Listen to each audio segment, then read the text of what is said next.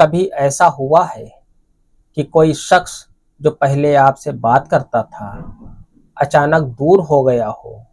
न मैसेज, न कॉल, और दिल में एक अजीब सी बेचैनी रह जाए। आज मैं आपको एक ऐसा चुपचाप लिखे जाने वाला ताबीज बताने वाला हूँ जिसे रूहानी लोग एक सीक्रेट अमल मानते हैं। अगर सही तरीके से लिखा जाए तो दूर बैठा शख्स भी आपकी याद महसूस कर सकता है। लेकिन इस अमल में एक हिडन रूल है जो अक्सर लोग नहीं बताते, इसलिए वीडियो को एंड तक जरूर देखिए। एक भाई ने मुझे मैसेज किया था कि उनकी मोहब्बत में अचानक दूरी आ गई थी, बात करना कम हो गया और उन्हें समझ में नहीं आ रहा था कि दिल की नरमी वापस कैसे लाएं। उन्होंने सिर्फ एक सिंपल रूहानी अमल किया, बिना किसी को बताए, चुपचाप, और कुछ ही लम्हों के बाद उन्होंने महसूस किया कि रिश्ता धीरे धीरे नॉर्मल होने लगा है। बातें फिर से शुरू हो गई हैं और दिल की शक्ति खत्म हो गई है। दोस्तों, हर अमल का असर अल्लाह की मर्जी से होता है, लेकिन जब नीयत साफ हो और तरीका सही हो तो रूहानी अमल दिलों में नरमी पैदा कर देता है। अस्सलाम वालेकुम, मैं हूं आपका मेज़बान उबैदुर रहमान और आप देख रहे हैं चैनल तावीज़ 786। दोस्तों, ऐसा होता है कि कोई शख्स जो दिल के करीब हो अचानक दूर हो जाता है, बात कम हो जाती है और दिल में एक अजीब सी बेचैनी रह जाती है। आज की इस वीडियो में मैं आपको बताने वाला हूँ एक ऐसा चुपचाप लिखे जाने वाला तावीज़ जो या गफ्फार के इस्म मुबारक से तैयार होता है। अगर ये अमल सही नियत और सही तरीके से किया जाए तो अल्लाह की रहमत से रिश्तों में नरमी और दिल में तड़प पैदा होती है। या गफ्फार अल्लाह तबारक व ताला का एक अजीम नाम है जो मग़फ़िरत, रहमत और दिल की सख्ती को दूर करने से मंसूब है। जब रिश्तों में गलतफहमी या दूरी आ जाए तो ये इसमें दिल में नरमी पैदा करने का सबब बन सकता है। इस अमल के लिए एक सफ़ेद कागज़ बिना लाइन का आपको लेना है।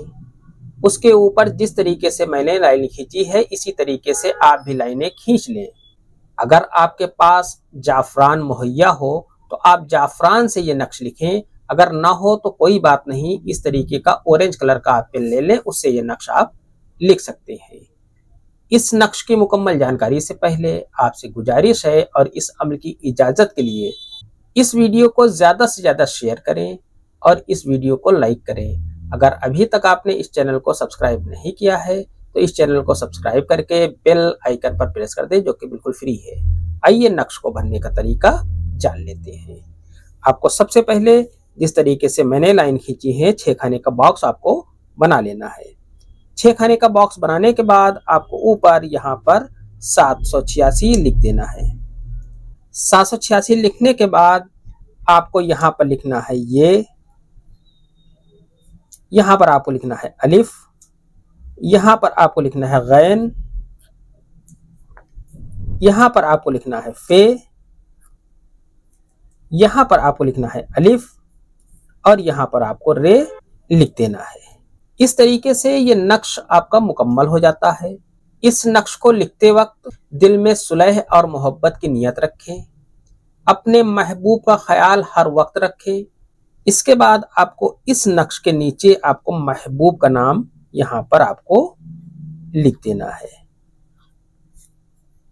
महबूब का नाम लिखने के बाद अगर वो औरत है तो बिनते लिख दें, मर्द है तो बिन लिखने के बाद उसकी माँ का नाम यहाँ पर लिख दें।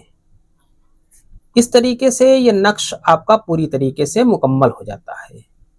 इस ताबीज को रात में ईशा के बाद चुपचाप आपको लिखना है।